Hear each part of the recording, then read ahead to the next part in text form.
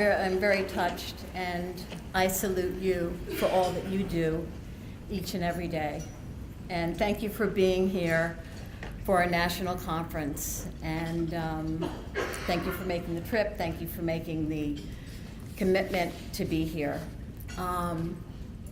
It's an amazing weekend. It always feels a little bit like a family reunion because, you know, we really are a family. And to be here together like this inspires me, and I hope it inspires you as well. The theme of our conference, as you know, is transforming lives. Transforming lives. Nothing that I thought about in 1986. Simply, our goal was to provide shelter, meals, and other assistance for homeless families. I've got to tell you that when I travel to affiliates, one of the questions I get right away is, could you ever imagine that this would grow to what it is? And of course, the answer is no. And I can do the numbers from one affiliate in 1986 to 186, from a handful of congregations to 6,000, to 160,000 volunteers involved, to having helped more than 600,000 people. That inspires me. But I want to tell you what inspires me the most. It's looking out at you and envisioning all the people that you help each and every day, and how you touch lives, and what you do for families, what you do for the religious community, mobilizing them. I can't quite grasp that, to fully embrace that, and who you are and what you do. I had no idea. To really fully embrace that, I feel like my heart would burst. So I am so happy and joyful. We have such a long way to go. And I envision a family promise that touches lives all over this country. And I envision a family promise that joins hands with legislators to change policies so that every family has a decent and affordable place to call home. Transforming lives. It's certainly not what we promise families when they come to our doors. And you won't find that phrase in any of our training manuals, and I don't think you'll see it in your 5-year strategic plans, but it is what is happening. That is the power. That is the power of the Family Promise community. We see it when a frightened mom comes to a congregation and is warmly welcomed and begins to relax for the first time, maybe in a very long time. And we see it when a newly employed dad comes home with that paycheck in his hand, so proud that he can feed his family. And we see it when a guest leaves our program with self-confidence that she never had before, because she knows so many people believe in her. And lives are transformed, theirs and ours. This is the power of who we are. This is the power of what we do. It is what makes us unique.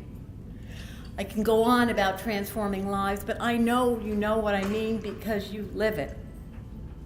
It is a magic. It is a magic of what you do. It is a magic of Family Promise. But really, it's a power. It's a power of love. Yes, it's love. It's love. It's love that transforms lives. But that doesn't come easy, because we know how hard you work for the families you serve. And we at National work hard for you. Let me talk a little bit about the Family Promise family. We are family. There's 22 of us on staff now. We're not all in the same location. Most of us in Summit. But I can tell you first and foremost about this team. They care tremendously about families, each and every one. And they work hard, and they're talented. And we work hard for you, because that's how we serve families. And we're always looking for ways to make your work easier and to help you work smarter. New Beginnings is one of those ways. First, we looked for existing curricula that we could purchase, but there was none geared specifically for low-income families. And then we joined with this wonderful partnership with Wood Forest that allowed us to tailor a curriculum especially for low-income families.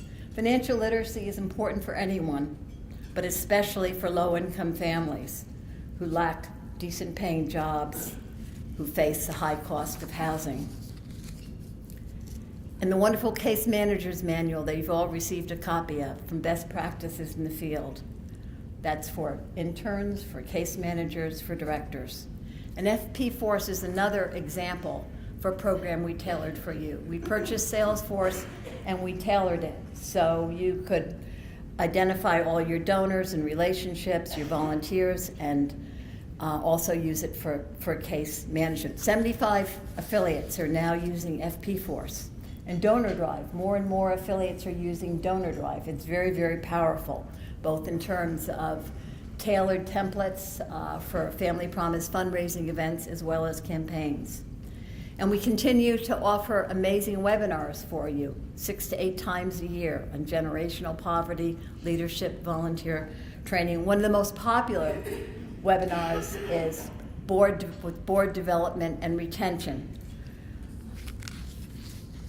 Speaking of board members, there's a number of board members here tonight, and I'd like to acknowledge you. We could not do our work without you. You bring passion, leadership, and expertise.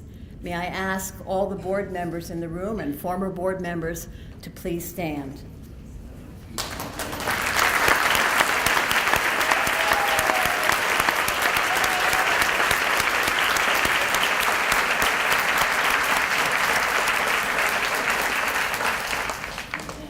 Thank you. We're so very, very, very grateful for your service.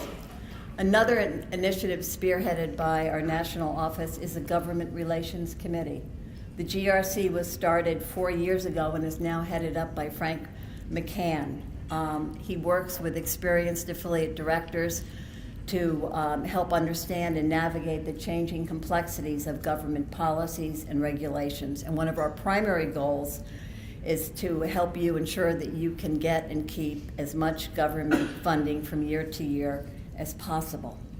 We're also supporting you through partnerships. We're delighted with our partnership with PetSmart. I mean, it's bad enough for families who are experiencing homelessness. They lose so much, but to lose their pets at the same time. And now they can keep their pets, which are very much their family members, with them through on-site kennels at day centers, through fostering, and through pet hotels.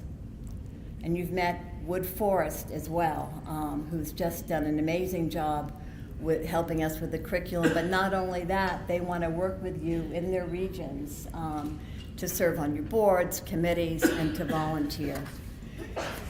We also have a new partnership with Dignity You Wear, and you all have a sample of that clothing. And we continue with our partnerships with Cabot Cheese, Motel 6, Houses for Change, Recycled Rides, who has donated more than 100 cars to affiliates, which is just incredible. And we continue to develop new partnerships. But the reality is, to more easily and fully develop national partnerships, we need to have a common name. We need to have a common name. When corporations partner with nonprofits at the national level, they do so because they want to help the cause. There's no question about that. But they also want to invest where they can get the greatest name recognition in return. That's reasonable. That's what a partnership is. And we are pleased today that more than 75% of our affiliates have the Family Promise name, and that number is growing. But the name change, it's much more than corporate partnerships and brand identity. It is something that really aptly describes who we are today. I came up with the name Interfaith Hospitality Network. I did not come up with the name Family Promise, but let me tell you why I like the name Family Promise. Because we've expanded our programs and reach. We are so much more than just the Interfaith Hospitality Network. You have developed more than 800 community initiatives and partnerships. I also like the name because it's so rich in meaning.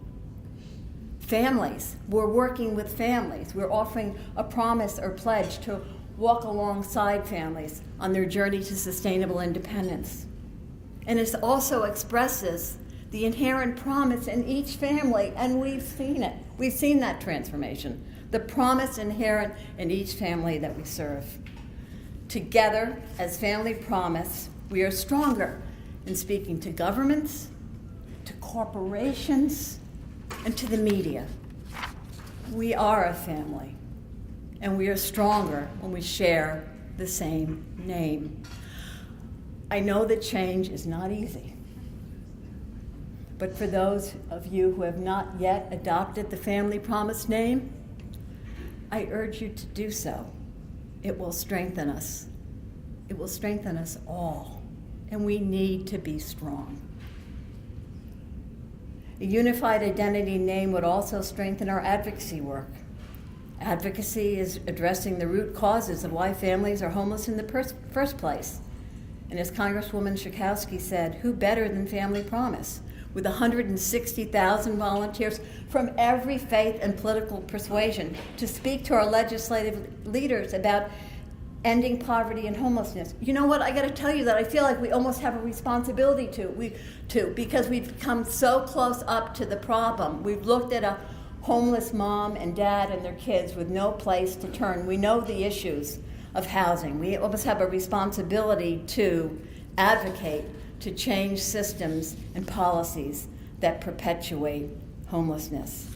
Today, we are working on two critical advocacy issues.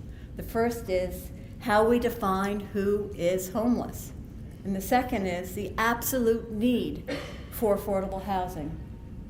You know, the Department of Education tells us last year there were 1.3 million homeless public school children, but according to HUD, 75% of them don't count as homeless. Children or families who spend their nights on a neighbor's couch in the basement or on the back porch are not homeless to HUD, but they are homeless to us. And those are the families we serve. HUD will not end homelessness by simply using a restricted definition of the word homeless. You can play all the games you want.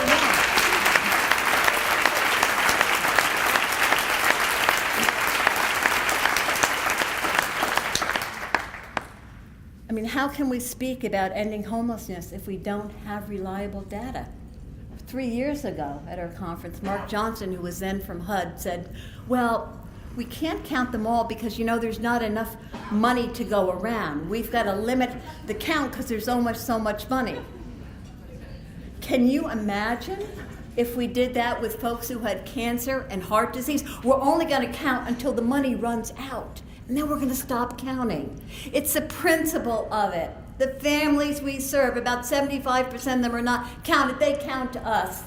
They need to be counted, and they need to be counted in Congress. Being counted is the first step to sound advocacy. And we want Congress to change the definition of homelessness to include all homeless children, regardless of whether they're living on the street, a shelter, or doubled up, or in a motel. We are asking you to support the Homeless Children and Youth Act of 2014. This bill has bipartisan sponsorship, and Congress should act on this after the elections. Another critical issue, of course, that we're facing is housing. You know, we don't even talk about it anymore. We talk about coordinated assessment, working smarter, you know, embracing rapid rehousing, but we've forgotten to talk about housing. In the end, if we want to truly end homelessness, it's about providing decent and affordable housing. Today,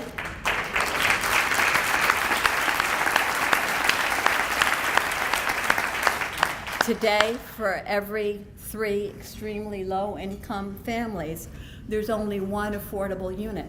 So what happens? It's a cruel game of musical chairs. And 2 families lose by living in substandard housing, going in and out of homelessness. We can do better. We're the richest nation in the world. We can do better. We can do better than that. And we know that there are solutions. One solution is funding the National Housing Trust Fund. It was passed in 2008, but it has not received a dime of funding. But there are many ways that it can be funded, and proposals to do so you'll see on our Voices United webpage. All of us in this room know that families become homeless because they simply cannot afford a place to live. It's that simple, and we need to speak to Congress and tell them to fund the National Housing Trust Fund. We can do this if we have the political will. This is not even a partisan issue. To me, this is a spiritual issue. We're making some inroads in important political connections.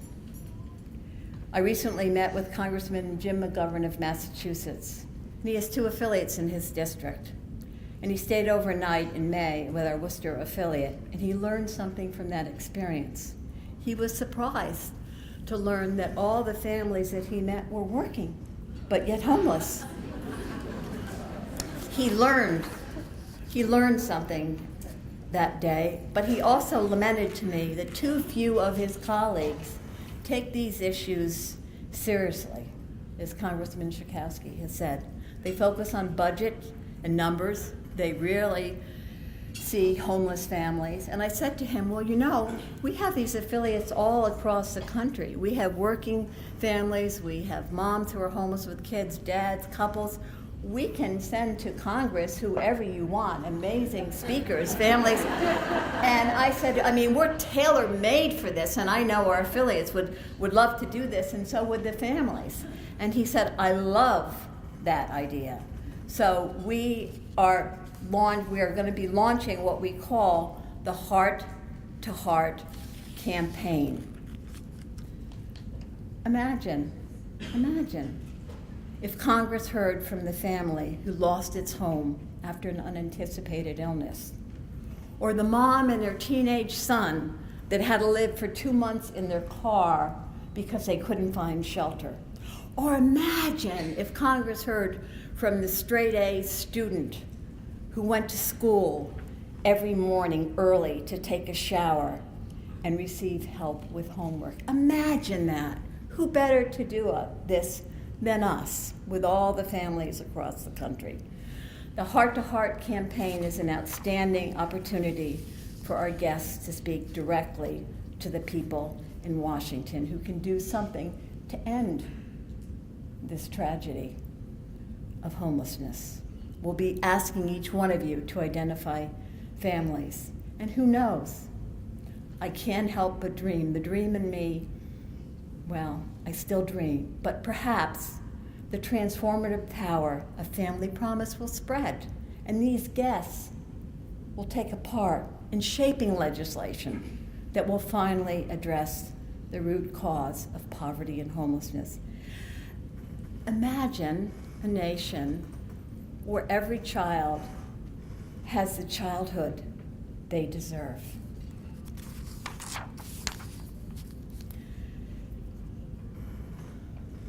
In a country that's so divided by ideology, Family Promise brings together people from all religions, political leanings, and ethnic backgrounds to serve families experiencing homelessness. We've been doing it for years. And every night across this nation, in at least 186 locations, people of different backgrounds gather at a table to share a meal. Labels are cast aside. And we see what a difference it makes in families when they're recognized as good people, as people with promise, who may have fallen on hard times, but who are not defined by the word homeless. We know how to do that face to face. We know how to do that heart to heart. And we're good at it, and we're getting better. Family Promise is a community-wide network, but we are not a system. We are a family gathered here tonight and at tables and communities we all come from. We are a family, reaching out to families, transforming lives. I love the community that is Family Promise. God bless you.